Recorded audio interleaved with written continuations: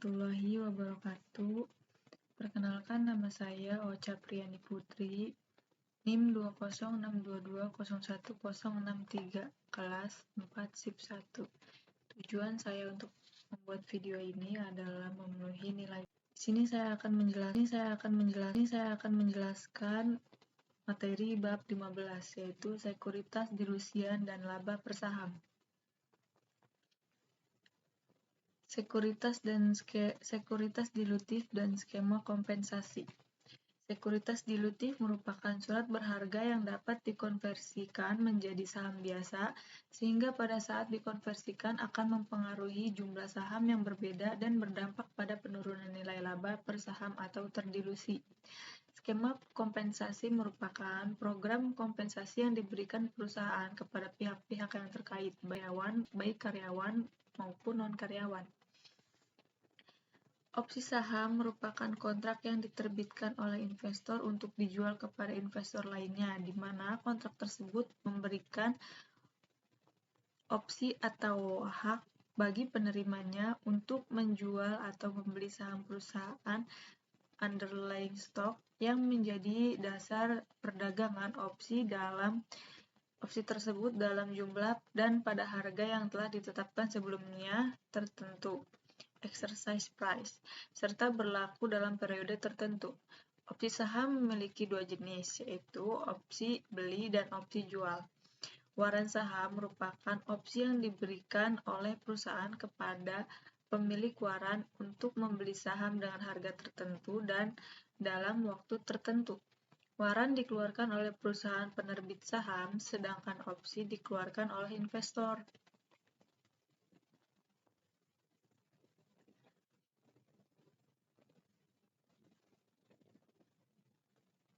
Utang konversi merupakan utang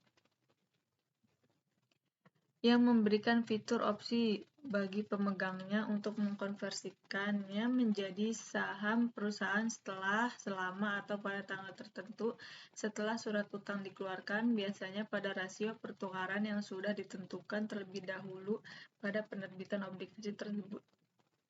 Jenis utang konversi ada 4, yaitu utang konversi dengan fitur konversi sebagian, utang konversi dengan fitur konversi seluruhnya, utang konversi dengan fitur konversi wajib seluruhnya. Jenis utangnya ada 3. Perlakuan akuntansi utang konversi.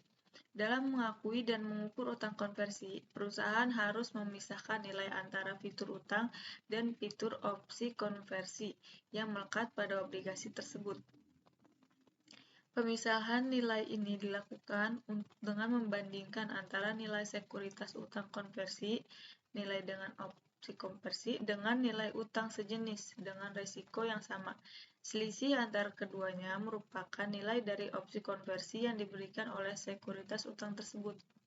Akuntansi saat penerbitan. Ketika perusahaan menerbitkan utang konversi, maka perusahaan harus memisahkan antara komponen hutang dan komponen ekuitas. Contoh 15.1 penerbitan obligasi konversi. PT DEF mengeluarkan 2 juta lembar obligasi konversi pada awal 2013. Jangka waktu 5 tahun dengan nominal bunga 9% dan dikeluarkan pada nominal sebesar 100.000 per obligasi. Jumlah penerimaan atas penerbitan obligasi adalah sebesar 200 miliar. Bunga dibayar setiap tanggal 31 Desember.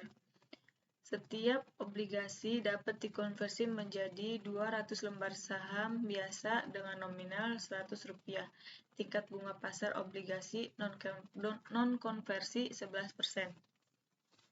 Nilai komponen hutang. Nilai kini dari prinsipal. Present value 200 miliar, N-nya sama dengan 5, I-nya sama dengan 11%. Hasilnya 118.690.265.612 perak. Itu hasil 118 miliar itu dari 200 juta dikali 0,593451 sekian. Nilai kini pembayaran bunga anuitas PV present value sama dengan 18 juta. 18 juta itu dari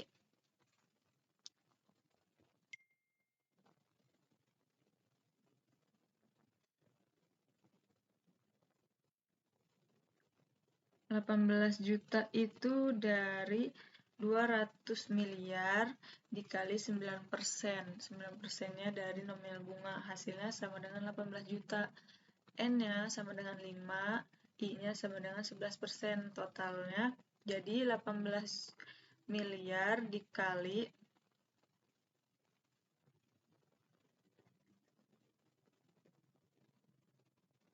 18 miliar dikali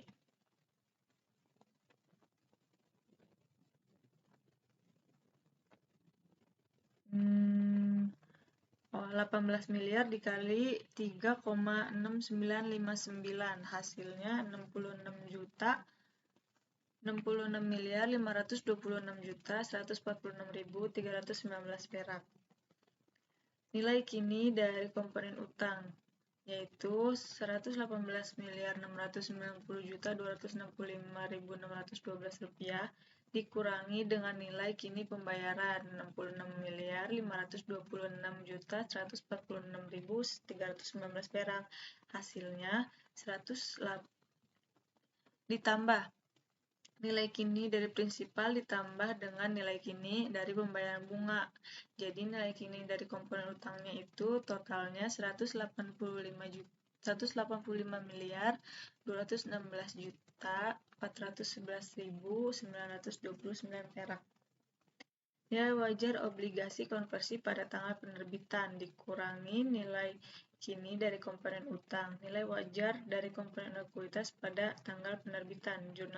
Jurnalnya kasnya 200 miliar, utang obligasinya 185 miliar 216 juta 411.929 perak itu komponen dari nilai komponen utangnya.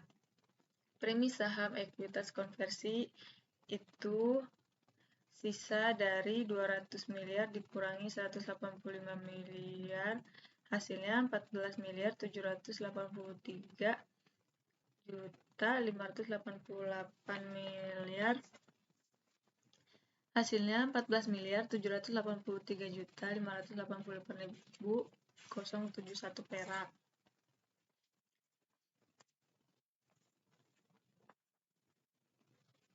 Selanjutnya, saat penyelesaian obligasi konversi. Dalam penyelesaian obligasi konversi, perusahaan dapat melakukan beberapa alternatif, yaitu pembelian kembali utang saat jatuh tempo, konversi obligasi pada saat jatuh tempo, konversi obligasi pada saat sebelum jatuh tempo, pembelian kembali sebelum jatuh tempo. Utang dilunasi saat jatuh tempo. Jumlah yang sebelumnya dialokasikan pada premi saham ekuitas konversi dapat tetap pada akun tersebut atau dipindah ke akun premi saham biasa. Jurnalnya, utang obligasinya 200 miliar, pada kas 200 miliar.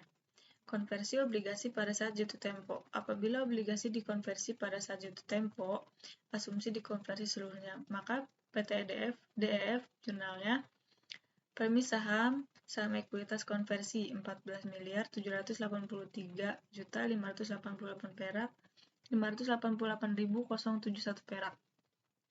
Itu dari hasil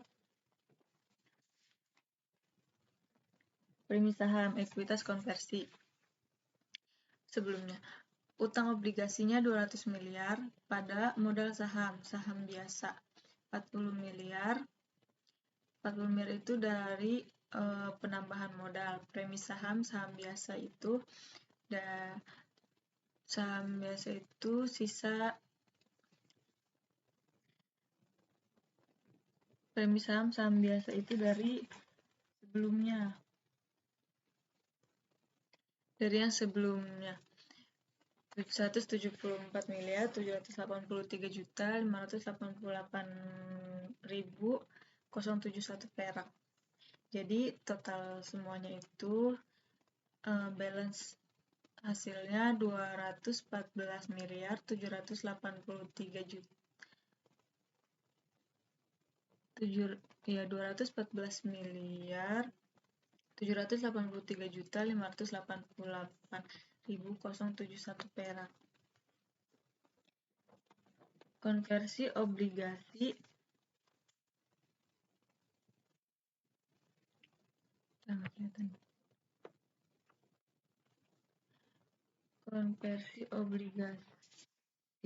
pada saat jatuh tempo. Tabel 15.1 Perhitungan amortisasi obligasi, metode bunga efektif. Tanggal 1 Januari 2013. Nilai tercatat obligasinya 185.216.411.929 perak. 31 Desember 2013 pembayaran kas. Pembayaran kasnya itu di 18 miliarnya itu dari 200 miliar dikali 9% bunga nominal. Hasilnya 18 miliar pembayaran kasnya. Biaya bunganya itu dari 11% dikali nilai tercatat.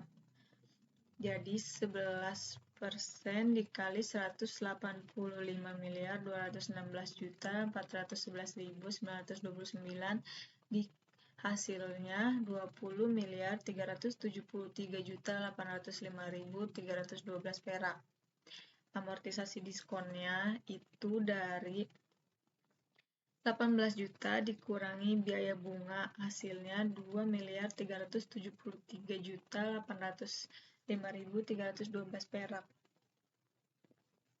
Nilai tercatatnya yaitu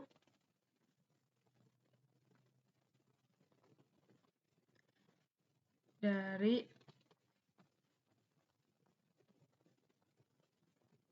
185.216.411.929 ditambah dengan amortisasi diskon 2.373.805.312 rupiah, hasilnya 185.590.217.242 perak. Begitu juga selanjutnya biaya bunganya itu 11% dikali dengan nilai tercatat. Amortisasi diskonnya itu 18 juta dikurangi biaya bunga dan nilai tercatatnya yaitu nilai tercatat sebelumnya dikurangi dengan amortisasi diskon dan hasil akhirnya itu 200 miliar. Jurnal yang harus dilakukan. Premi saham ekuitas konversi 14.788.588.071 perak itu dari yang sebelumnya. Pada utang obligasi 199.149.906.663 itu diambil dari laporan yang di sini yang 31 Desember 2015. Pada modal saham biasanya jadi 40 miliar, premi saham biasa 167.933.409.734. Jadi total semuanya itu 207.933.494.734 perak. Pembelian kembali sebelum jatuh tempo. Pendekatan yang dilakukan apabila hal ini terjadi adalah menentukan nilai wajar komponen hutang dari obligasi konversi pada tanggal tersebut dan mengurangkan nilai tersebut dari nilai wajar obligasi konversi yang dikeluarkan, termasuk dalamnya komponen ekuitas untuk menghitung nilai dari komponen ekuitas. Contoh 15.2 Pembelian kembali obligasi konversi.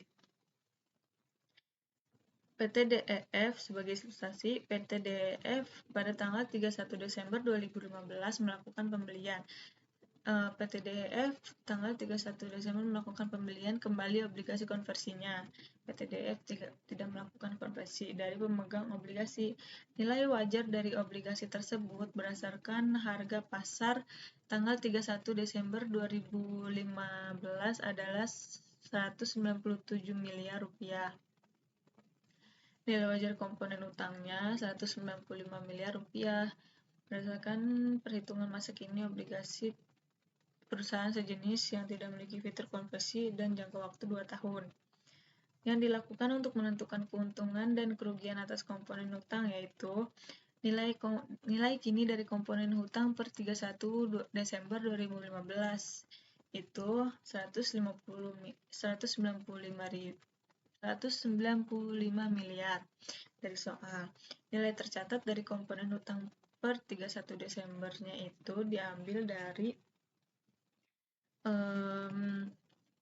nilai tercatat di tanggal 31 Desember 2015 yang sebelumnya, di tabel sebelumnya. Jadi 195 miliar dikurangi 193 miliar 149 juta 906.664 663 itu hasilnya kerugiannya totalnya 1 miliar 850 juta 93.337 perak. Nilai wajar obligasi konversi 31 Desember 2015 197 miliar dari soal. Dikurangi nilai wajar dari komponen hutang per 31 Desember 195 miliar. Jadi total nilai wajar komponen ekuitas per 31 Desember itu 2 miliar. Kompensasi berbasis saham merupakan imbalan yang diberikan perusahaan kepada pemasok barang atau jasa yang dapat mencakup pihak karyawan dan non-karyawan yang mana kompensasi tersebut berbentuk saham atau pengakuan kewajiban yang jumlahnya ditentukan berdasarkan pada harga saham atau instrumen ekuitas perusahaan. Pengakuan kompensasi berbasis saham. Akuntansi kompensasi berbasis saham diatur dalam PSAK 53 Revisi 2010 Pembayaran berbasis saham. Dalam transaksi pembayaran berbasis saham, entitas mengakui barang atau jasa yang diterima atau diperoleh dan kenaikan ekuitas terkait pada saat memperoleh barang atau jasa pada saat diterima pada nilai wajar barang atau jasa yang diterima, kecuali nilai wajar tersebut tidak dapat diestimasi secara andal. Entitas juga harus mengakui kenaikan nilai ekuitas terkait jika barang atau jasa diterima dalam transaksi pembayaran berbasis saham yang diselesaikan dengan instrumen ekuitas atau kenaikan nilai liabilitas jika barang atau jasa diperoleh dalam transaksi pembayaran berbasis saham yang diselesaikan dengan kas. Transaksi pembayaran berbasis saham yang diselesaikan dengan instrumen ekuitas. Entitas harus mengukur barang atau jasa yang diterima dan kenaikan ekuitas terkait secara langsung pada nilai barang atau jasa yang diterima, kecuali jika nilai wajar tersebut tidak dapat diestimasi secara andal. Transaksi dengan karyawan. Untuk transaksi dengan karyawan dan pihak lain yang memberikan jasa serupa dengan karyawan, entitas harus mengukur nilai wajar jasa yang diterima dengan mengacu pada nilai wajar instrumen ekuitas yang diberikan, karena pada umumnya tidak mungkin untuk mengestimasi waktu nilai wajar jasa yang diterima secara andal. Contoh 15.4 Ilustrasi opsi saham. PT JKL memberikan 100 opsi saham kepada setiap 500 karyawannya. PT JKL Setiap pemberian tersebut mensyaratkan bahwa karyawan tetap bekerja pada PT JKL selama 3 tahun mendatang. PT JKL mengestimasi bahwa nilai wajar setiap opsi saham sebesar Rp15 atas dasar probabilitas rata-rata tertimbang. PT JKL mengestimasi bahwa 20% karyawan akan berhenti dalam 3 tahun dan karena itu melepaskan hak mereka atas opsi saham. Jika segala sesuatu seperti apa yang diharapkan, PT JKL mengakui jumlah berikut sebagai periode vesting untuk jasa yang diterima sebagai imbalan atas pemberian opsi saham. Tabel 15.2 Perhitungan beban remunerasi. Tahun pertama 50.000 itu dari 500 dikali 100 kali 80%. 80% itu kan 20% karyawannya akan berhenti di periode 3 tahun.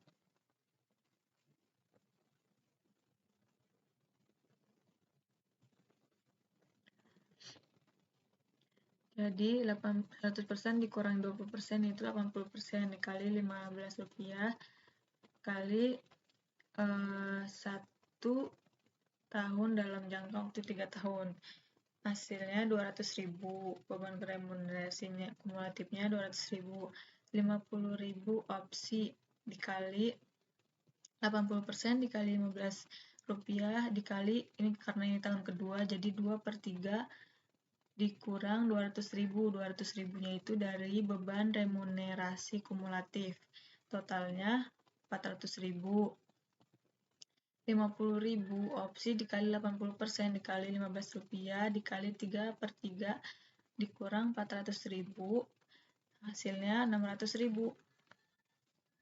Tabel 15.2 perhitungan beban remunerasi lanjutan. 5 tahun pertama 50.000 opsi dikali 85%. Kenapa 85%? Karena pada tahun pertama ternyata 15% yang berhenti, jadi 85% kali Rp15 dikali 1/3 tahun, totalnya 212.500.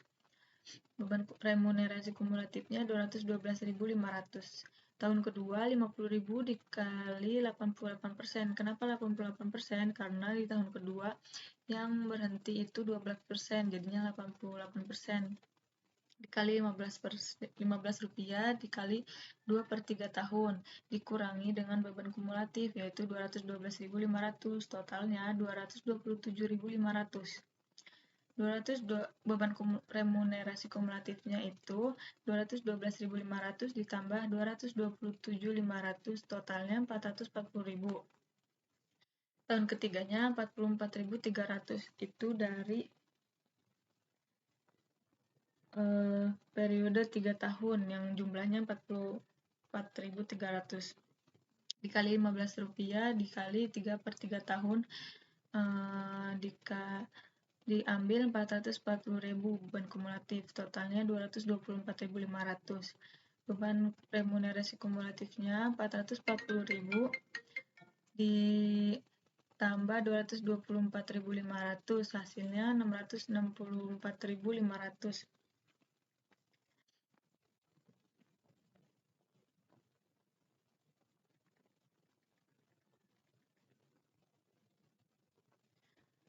Transaksi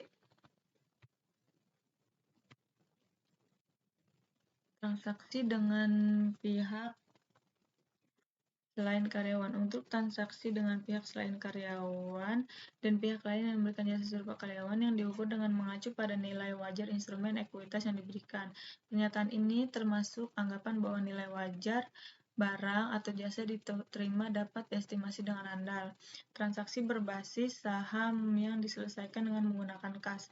Entitas harus mengukur barang atau jasa yang diperoleh dan liabilitas yang timbul sebesar nilai wajar liabilitas.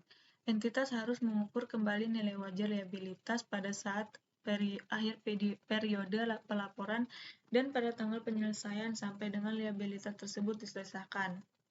Setiap perubahan nilai wajar diakui dalam laporan laba rugi tersebut. Transaksi berbasis saham yang memberikan pilihan dan penyelesaian. Suatu entitas harus mengakui transaksi pembayaran berbasis saham yang persyaratan perjanjian memberikan pilihan kepada entitas atau pihak lawan transaksi untuk menyelesaikan transaksi. Apakah akan diselesaikan dengan kas atau aset lain atau dengan penerbitan instrumen ekuitas sebagai transaksi. Pembayaran berbasis saham penyelesaian kas jika dan sepanjang entitas telah menimbulkan liabilitas untuk diselesaikan dengan kas atau aset lain, atau sebagai transaksi pembayaran berbasis saham dengan diselesaikan instrumen ekuitas jika dan sepanjang tidak terdapat liabilitas yang timbul. Laba per saham. Laba per saham merupakan informasi mengenai beberapa jumlah laba yang dapat mendistribusikan kepada pemegang saham biasa per lembarnya. Perhitungan EPS dasar untuk perusahaan dengan struktur model sederhana. EPS dasar sama dengan laba bersih residual dibagi jumlah rata-rata tertimbang saham biasa. Saham biasa dianggap sebagai saham beredar ketika yang pertama, saham biasa yang diterbitkan melalui penjualan dengan kas diperhitungkan saat kas sudah bisa diterima. When cash is receivable. Yang kedua, saham biasa yang diterbitkan atas reinvestasi sukarela dari dividen saham biasa atau saham utama diperhitungkan sejak tanggal pembayaran dividen. Yang ketiga, saham yang diterbitkan sebagai hasil dari konversi instrumen hutang, misalnya obligasi konversi. Yang keempat, diperhitungkan sejak tanggal utang tidak lagi berbunga. Nomor 4, saham biasa yang diterbitkan sebagai pengganti bunga atau pokok bagi instrumen keuangan lain diperhitungkan sejak tanggal utang tidak lagi berbunga.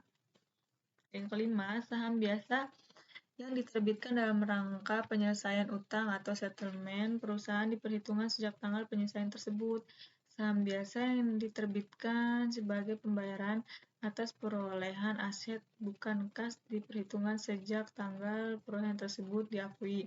Dan yang ketujuh, saham biasa yang diterbitkan sebagai pembayaran atas jasa kepada perusahaan diperhitungkan sejak jasa yang bersangkutan diterima perusahaan.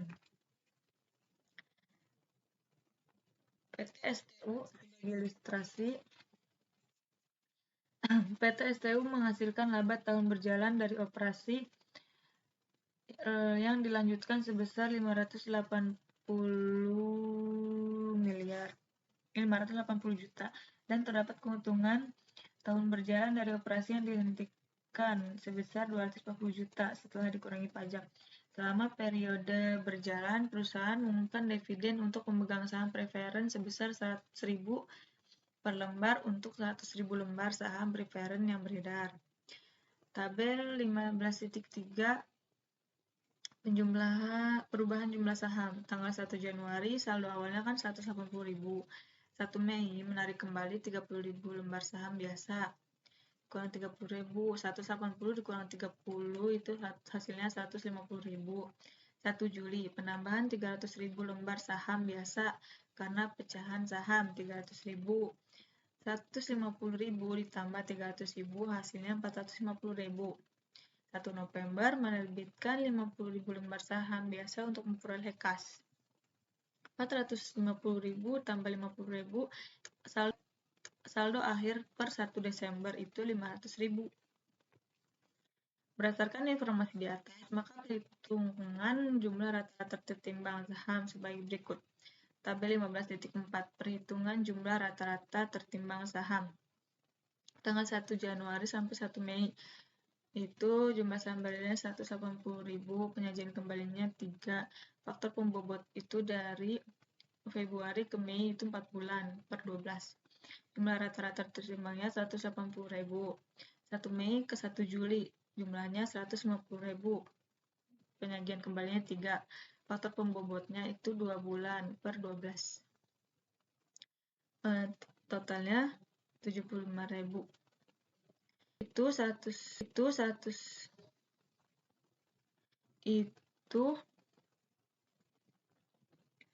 180-nya dibagi 1, jadi 180 jumlah rata-rata tertimbangnya. Kalau tanggal yang 1 Mei sampai 1 Juli itu 150.000 dibagi 2, hasilnya 75.000. Kalau yang 1 Juli sampai 31 Desember itu kan 6 bulan per 12. 180 ditambah 75.000 hasilnya 225.000. Totalnya 480.000. Perhitungan laba per saham. Tabel 15.5 perhitungan LPS dasar.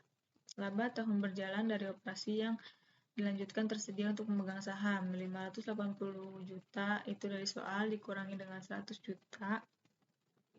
1 juta itu 1.000 dikali 100.000 sama dengan 480 juta. Jumlah rata-rata tertimbangnya itu 480 juta semua. EPS-nya itu 1000.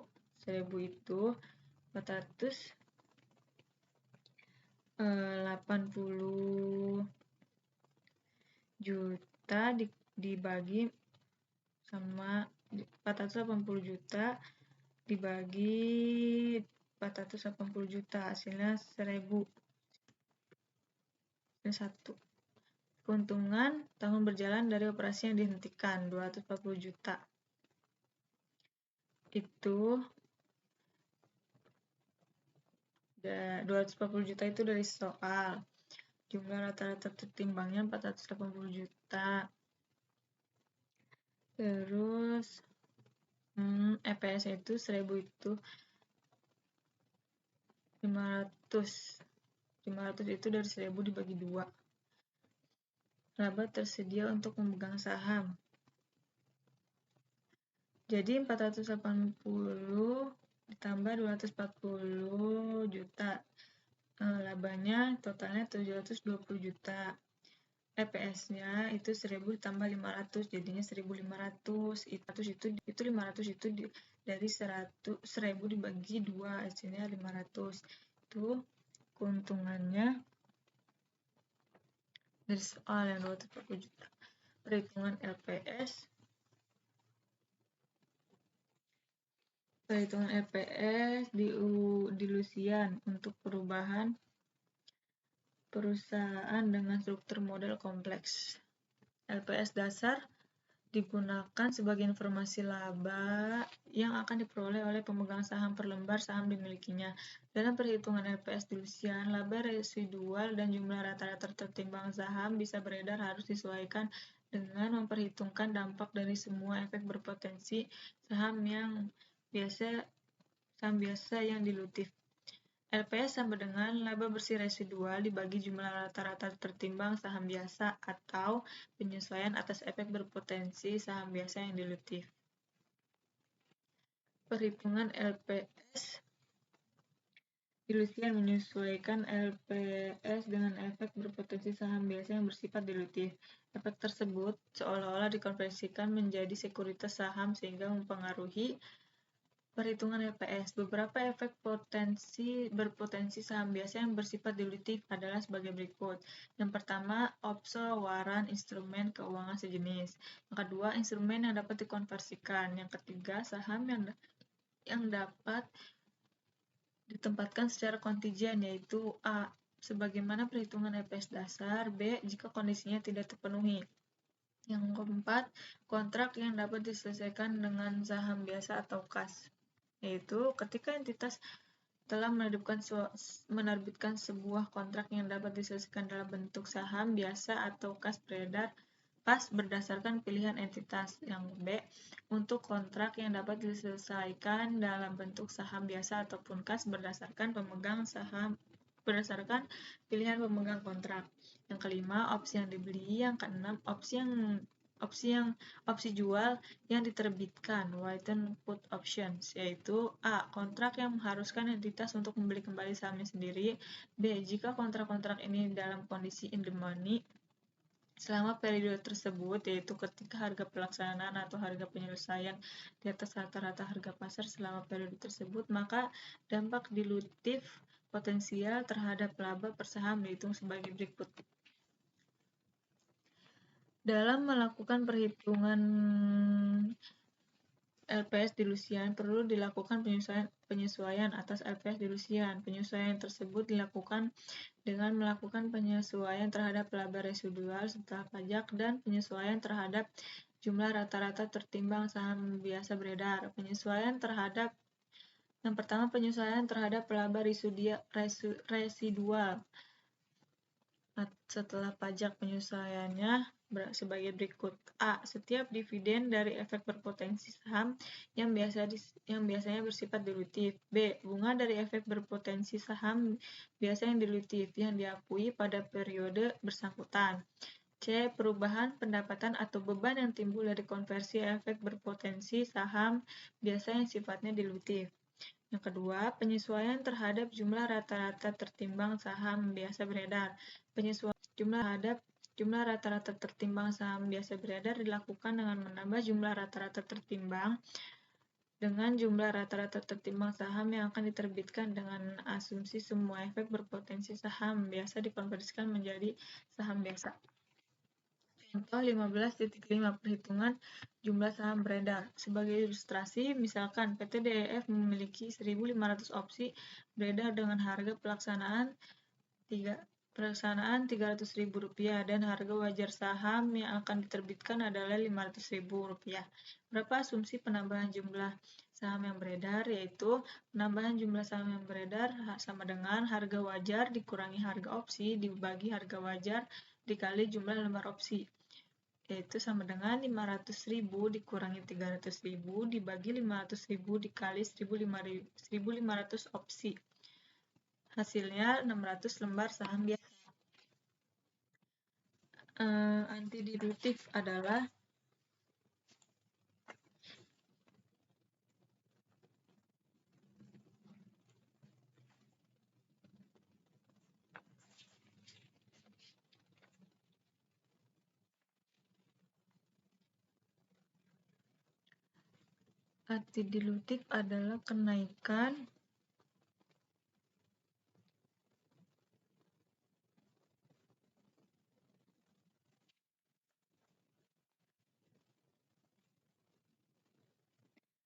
kenaikan laba per saham atau penurunan rugi per saham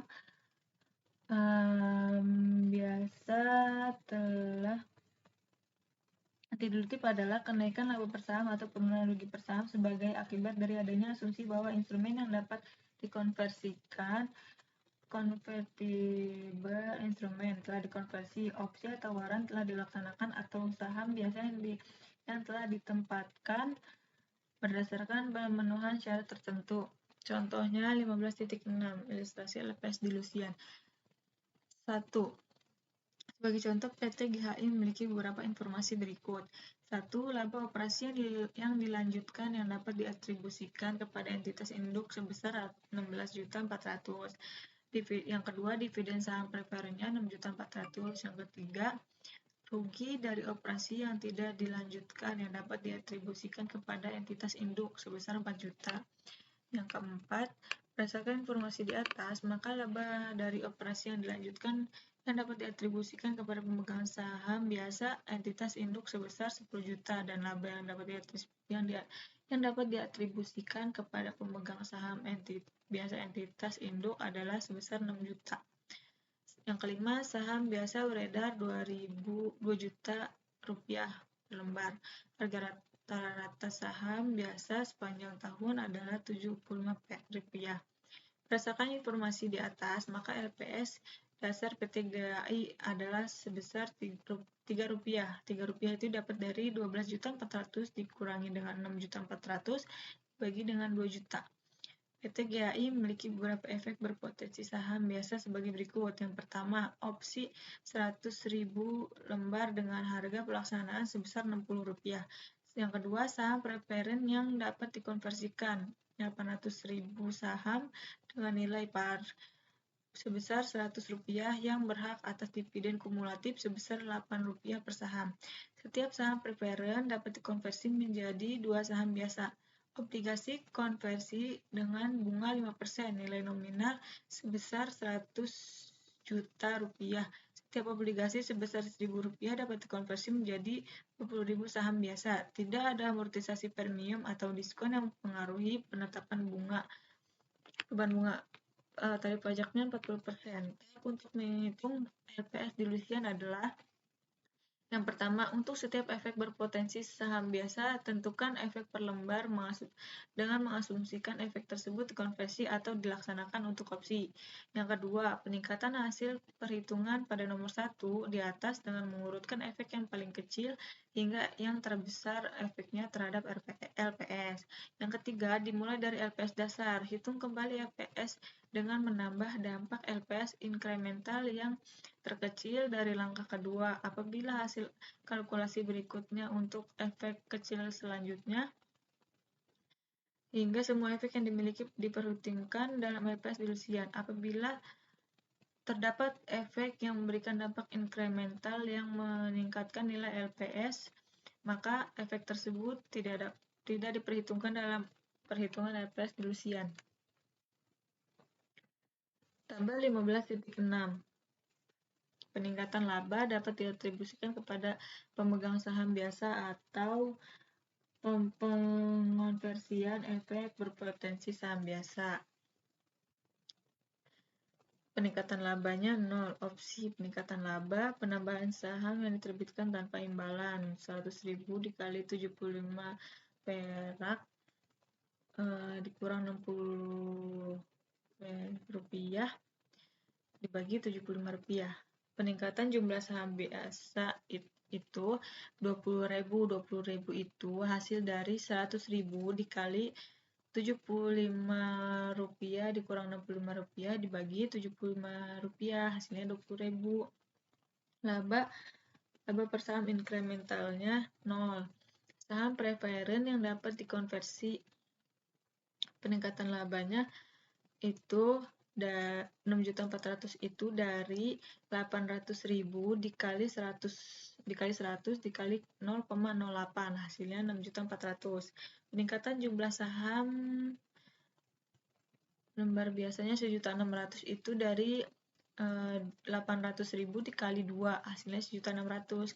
Laba per saham inkrementalnya itu 6.400.000 dibagi dengan 1.600.000, hasilnya 4. Obligasi konversi dengan bunga 5%. Peningkatan laba itu 3 juta itu dari 100 juta dikali 0,5 dikali 1 dikurang 0,40, hasilnya 3 juta. Peningkatan jumlah saham biasanya itu 100.000 dikali 20, hasilnya 2 juta. Laba per saham inkrementalnya 3 juta dibagi 2 juta sama dengan 1,5. Berdasarkan urutan efek tersebut, maka perhitungan LPS delusian sebagai berikut. Tabel 15.7 perhitungan LPS delusian. Sebagaimana dilaporkan, itu 10 juta. Saham biasanya 2 juta dari hasil yang tadi. Laba per sahamnya 5. 5 itu dari 10 juta dibagi 10 juta itu dibagi 2 juta, hasilnya 5. Terus saham biasanya dari opsi itu 20.000 dari hasil yang ini 20.000 itu. Jadi totalnya itu 2.020.000. Obligasi yang dapat dikonversi dengan bunga 5%, 3 juta itu dari hasil ini. 2 jutanya juga sama dari hasil itu.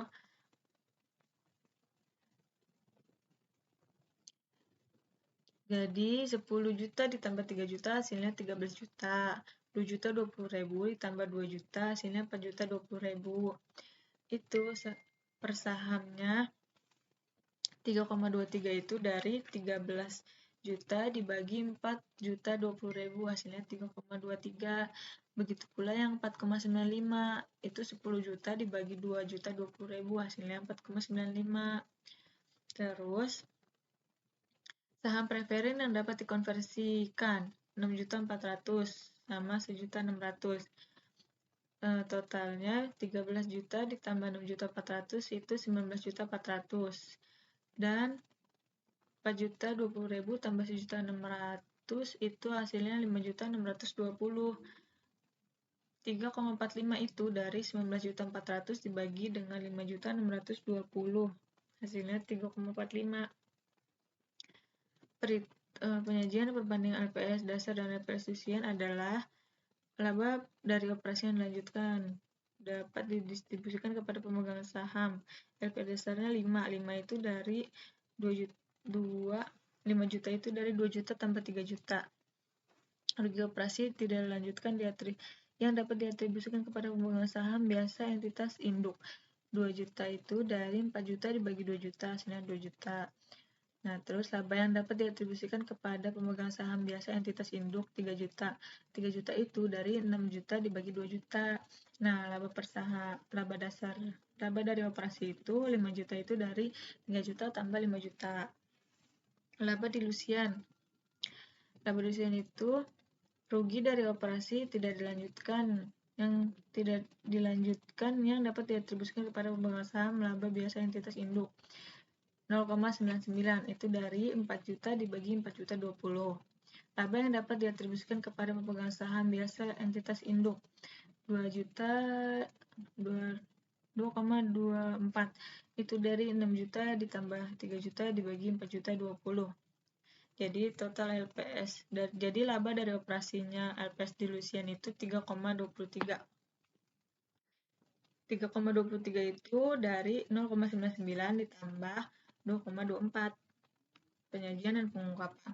Apabila entitas memiliki kompensasi berbasis saham, maka entitas mengungkapkan informasi yang memungkinkan pengguna laporan keuangan untuk memahami satu sifat dari lingkup perjanjian pembayaran berbasis saham yang ada dalam satu periode, dua nilai wajar barang atau jasa yang diterima atau nilai wajar instrumen ekuitas yang diberikan dalam satu periode yang telah ditentukan. 3. Dampak transaksi pembayaran berbasis saham terhadap laba atau rugi entitas dalam suatu periode dan posisi keuangannya. Sedangkan berkaitan dengan penyajian dan pengungkapan laba per saham, maka perusahaan harus menyajikan LPS dasar dan LPS dilusian pada laporan laba rugi untuk seluruh periode yang disajikan. Penyajian LPS dasar dan LPS dilusian harus tetap dilakukan meskipun jumlahnya negatif karena perusahaan menderita rugi. Perusahaan harus mengungkapkan hal berikut. Yang pertama, jumlah laba rugi yang dipakai sebagai pembilang dalam perhitungan LPS dasar dan dilusian, dan rekonsiliasinya dengan laba rugi untuk periode bersangkutan. Yang kedua, jumlah rata-rata tertimbang saham beredar yang dipakai sebagai penyebut dalam perhitungan LPS dasar dan dilusian, dan rekonsiliasi penyebut-penyebut satu dengan yang lain. Ini adalah penyajian ilustrasi penyajian LPS perusahaan dalam laporan laba rugi. Ini ilustrasinya. Ini ilustrasi ekuitasnya.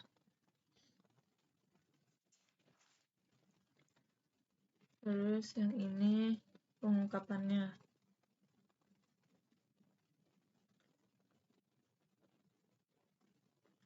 Analisis laporan keuangan. LPS merupakan rasio yang mencerminkan seberapa jumlah laba yang dapat diatribusikan kepada pemegang saham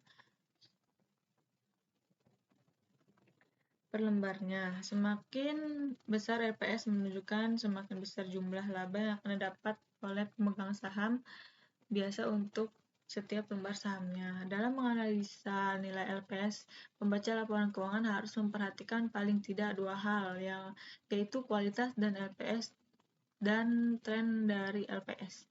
Berikut penjelasan dari kedua aspek tersebut. 1. Kualitas LPS. LPS akan sangat bergantung pada jumlah yang dihasilkan oleh perusahaan. Jumlah laba tersebut akan sangat tergantung pada kebijakan akuntansi yang digunakan oleh perusahaan. Cara paling mudah mengevaluasi kualitas LPS adalah membandingkan LPS dengan operating cash flow per lembar saham. Apabila operating cash flow per saham lebih besar dari LPS, maka dikatakan LPS memiliki kualitas yang lebih tinggi karena kas yang dihasilkan lebih besar dari laba. Laba yang dilaporkan mungkin lebih rendah dari yang seharusnya. Apabila operating cash flow per saham lebih kecil dari LPS, maka dapat dikatakan LPS memiliki kualitas yang lebih rendah karena kas yang dihasilkan lebih kecil dari laba. Laba yang dilaporkan mungkin lebih tinggi dari yang seharusnya. Tren LPS. Selain mengevaluasi kualitas dari LPS, investor juga perlu mempertimbangkan tren dari LPSL dan membandingkannya dengan tren produksi. Apabila perusahaan LPS yang bertumbuh dan trennya menunjukkan arah yang mendekatkan secara konsisten, maka perusahaan tersebut memiliki kinerja yang baik. Apabila perusahaan memiliki LPS yang menurun dan trennya menunjukkan ke arah yang menurun atau cenderung fluktuatif, maka investor perlu melakukan analisis kinerja atas perusahaan tersebut secara mendalam. Cukup sekian presentasi dari saya. Kurang lebihnya mohon maaf. Sebelumnya saya ucapkan terima kasih. Wassalamualaikum warahmatullahi wabarakatuh.